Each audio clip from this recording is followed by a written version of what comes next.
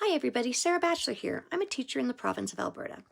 And I've been seeing lots of questions online about Bill 2, what it means, what it does, the notwithstanding clause, when are teachers returning to work? And so I thought maybe I'd touch on that today and talk about why it matters not just to teachers, but to every worker in the province of Alberta. So Bill 2 is legislation that the government is using to force teachers to go back to work. To push it through quickly, they've even limited the debate in the legislature to just 1 hour per stage. So there's a first reading, then a second reading. Then it goes to what's called the committee of the whole. Then it comes back for a third reading, and then they vote again. So they can push through multiple stages in just a single day with only an hour of debate. Once it's pushed through, it needs to receive royal assent, and then it becomes law.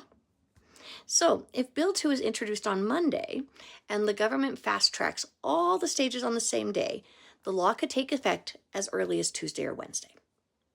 Realistically, returning to work orders could happen within 48 to 72 hours of it. Okay, so that answers when we're coming back, maybe. But here's the deal. The government is also threatening to use what's called the Notwithstanding clause. And to be clear, they have not formally invoked this yet. They're just saying this is something that's on the table. And here's why that matters. So if Bill 2 passes without the Notwithstanding clause, it can be challenged in court. So by using the notwithstanding court, it takes away that challenge, right?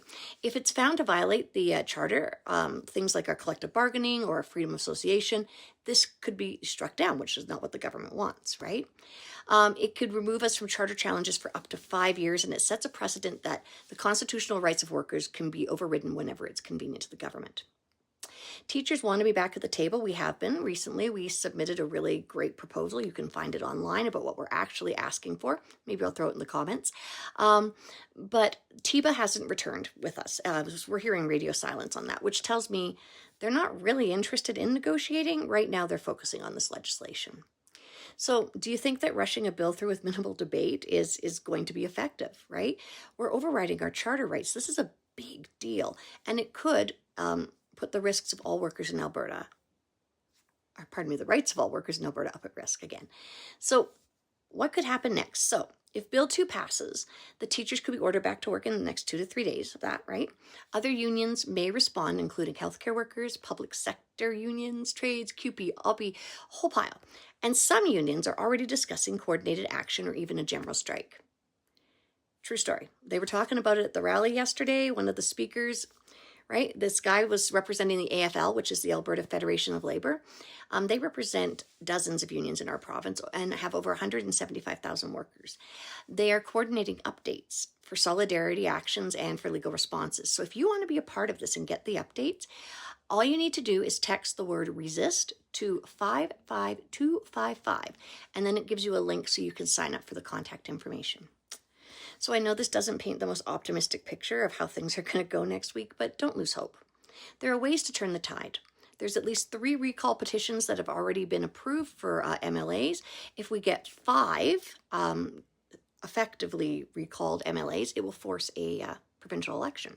So there's some work happening there. There's lots of petitions about staying in Canada and keeping public education public with only public funds and not funding private schools.